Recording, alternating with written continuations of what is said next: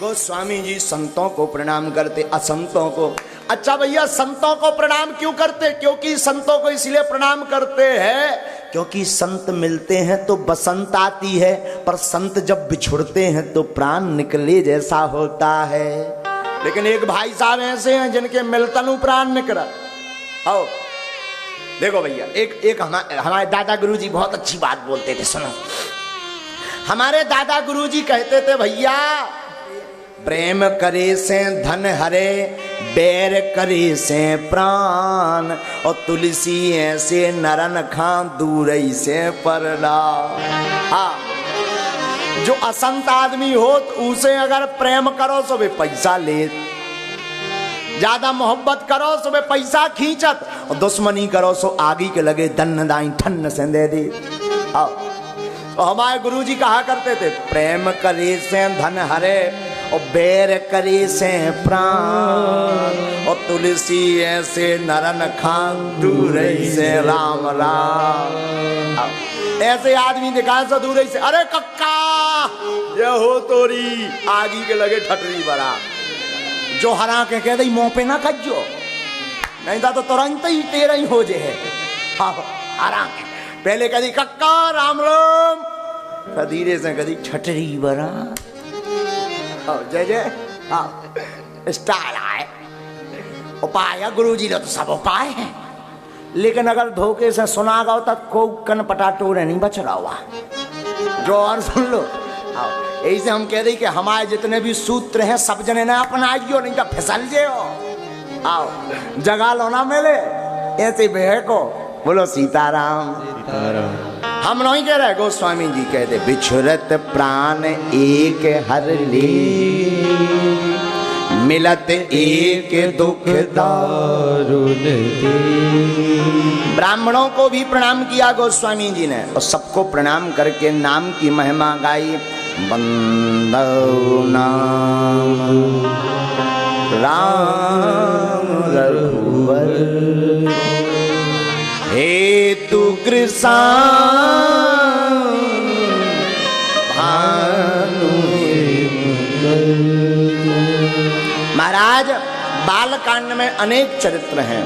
शिवजी पार्वती जी के साथ में कुंभज ऋषि के कथा श्रवण करने आते, कथा सुनते।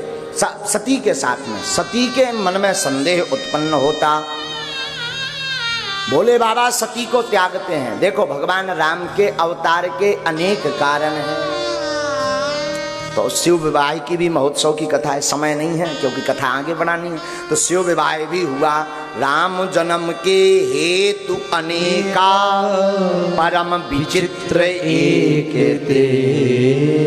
राम जन्म के अनेक कारण हैं, अनेक कारणों से राम जी अवतरित भय। और राम जी भय कहाँ? अयोध्या में सरजू के किनारे एक धाम है जिसका नाम अयोध्या धाम। बोलो अयोध्या धाम की जय। अयोध्या के राजा महाराज दशरथ, दशरथ की 3 पत्नियां थीं, कौशल्या, कैकयी, सुमित्रा, और 4 रूप में भगवान वहां प्रकट भये। राम, भरत, लक्ष्मण और शत्रुघ्न, इन 4 रूपों में राम जी अवतरित भये। कहाँ? अयोध्या में भगवान का विवाह भया मिथिलापुरी में जनक नंदिनी श्री वैदेही जी के साथ में। चारों भाइयों का विवाह भया। आहा, विवाह भया प्रभु का। विवाह होकर के प्रभु घर पर आए, बड़े आनंद के साथ कुछ दिन रहे। लेकिन एक दिन महाराज दशरथ देखते हैं कि हमें अपने युवराज को, राम जी को राजा बनाना चाहिए। मंथना होती है, राम राजा बनने की घोषणा होती है। कुटिल मंथरा ने कैकई को बहकाया। राम जी तापस विशेष उदासी, 14 बरस राम वनवासी, 14 बरस राम वनवासी। राम जी 14 वर्ष वनवास के लिए गए। कहां पहुंचे? चित्रकूट। चित्रकूट में राम जी रहने लगे। इधर भगवान राम के जाने पर महाराज दशरथ ने प्राण त्याग दिए। प्राण त्यागे, भरत को बुलाया गया, अंत्येष्टि क्रिया हो, त्रयोदशी हुई। त्रयोदशी हुई और जब 13वीं वगैरह करके निवृत्त हुए तो एक सभा बुलाई और सभा में बैठे राजसभा सजाई। उस सभा में गुरु वशिष्ठ जी के साथ भरत और शत्रुघ्न आए। कौशल्या, कैकेयी, सुमित्रा, मस्तक पर सिंदूर नहीं है क्योंकि महाराज दशरथ गौलोक गमन कर चुके। पूरे राज्य में, यहां से चर्चा हमने छोड़ी थी पिछली बार में, यहां से अब हम प्रारंभ करते हैं राम कथा को। पूरे राज्य में शोक है, हर जगह मानो प्रेतों का वास हो गया हो। हर जगह सूना लग रहा, सूना लग रहा, सूना लग रहा। भरत बैठे, भरत की आंखों से अश्रु रुक नहीं रहे। बुरा मत मानना, निवेदन करूं, भाई हो तो भरत जैसा, भरत जैसा भाई नहीं हुआ। भरत बैठे तो वशिष्ठ जी समझाते हैं भरत को, सुनहु भरत भावी प्रबल, बिलिख कहो नीना, लाभ हानि जीवन मरण, यस अपयस विधि।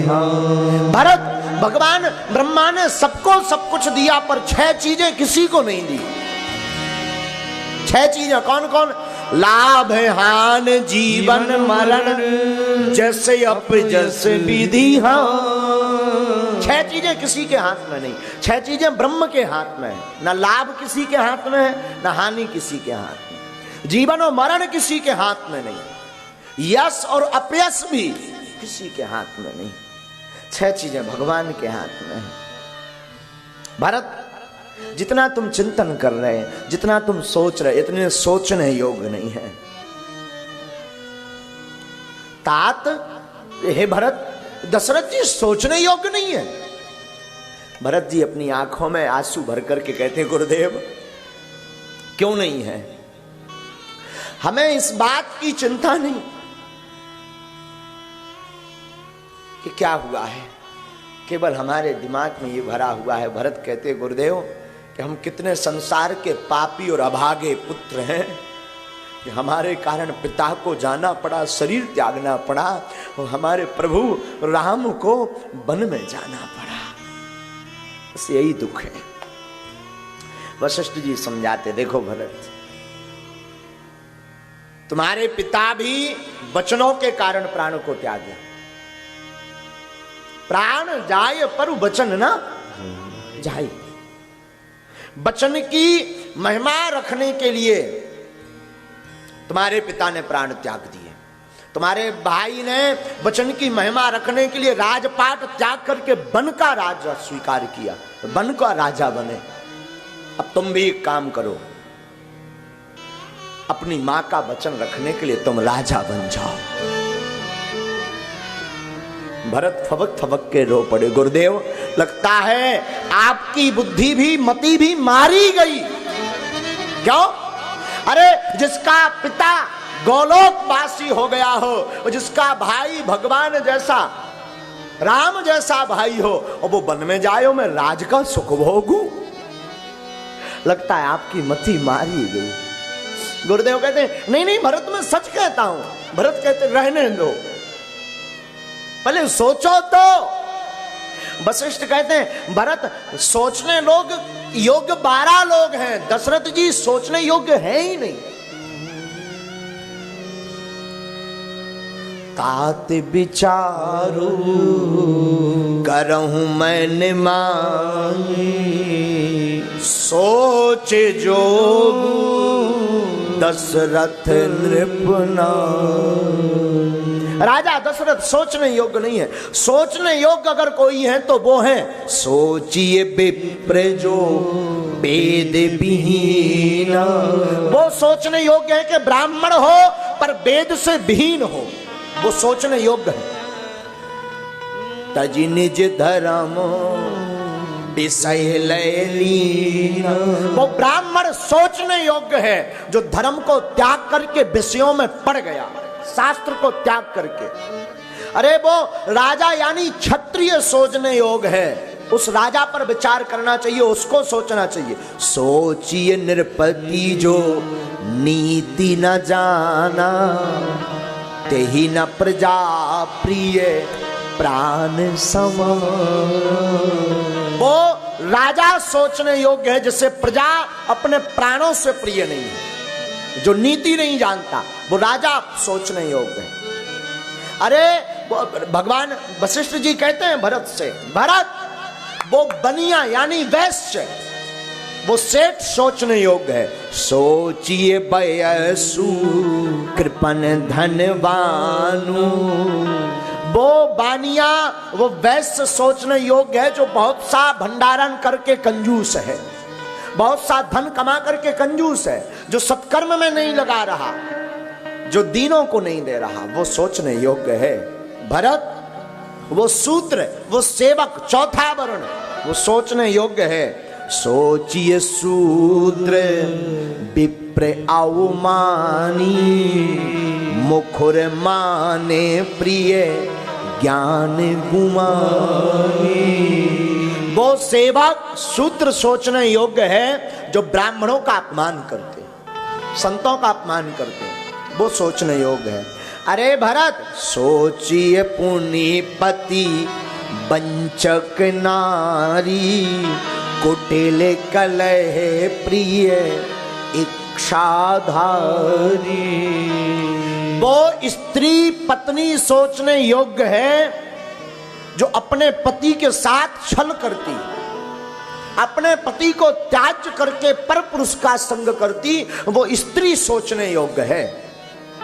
जो स्त्री पति के साथ छल करती, कलह करती, ईर्ष्या करती, पति का अपमान करती, वो स्त्री सोचने योग्य है भरत।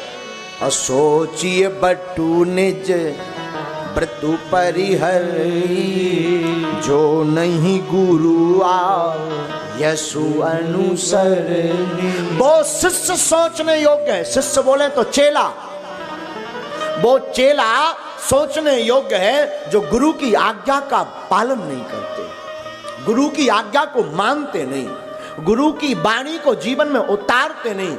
भरत वो चेला सोचने योग्य है। और सोचिए ग्रही जो मोहे बस, करय कर्म पथ त्याग। अयोध्या कांड का 172वां दोहा सुनिए। सोचिए ग्रही जो मोहे बस, करय कर्म पथ त्याग। सोचय जति प्रपंच रत, विगत विवेक विराग। अरे भैया भरत वो गृहस्थी सोचने योग्य है, गृहस्थ वाला व्यक्ति जो मोहवश होकर के कर्म का त्याग कर देता है।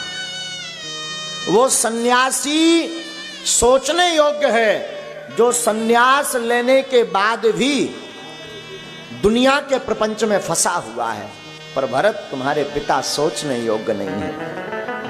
वो वानप्रस्थ सोचने योग्य हैं जो तपस्या छोड़ करके भोग का आचरण जीवन में अनुसरण करते हैं, वो वानप्रस्थी सोचने योग्य है। परंतु भरत तुम्हारे पिता सोचने योग्य नहीं है। महाराज वशिष्ठ कहते हैं भरत वो व्यक्ति पुत्र सोचने योग्य है जो माता पिता की आज्ञा न मान करके चुगलखोरी करता है, वो पुत्र सोचने योग्य है। पर भरत तुम्हारे पिता सोचने योग्य नहीं है।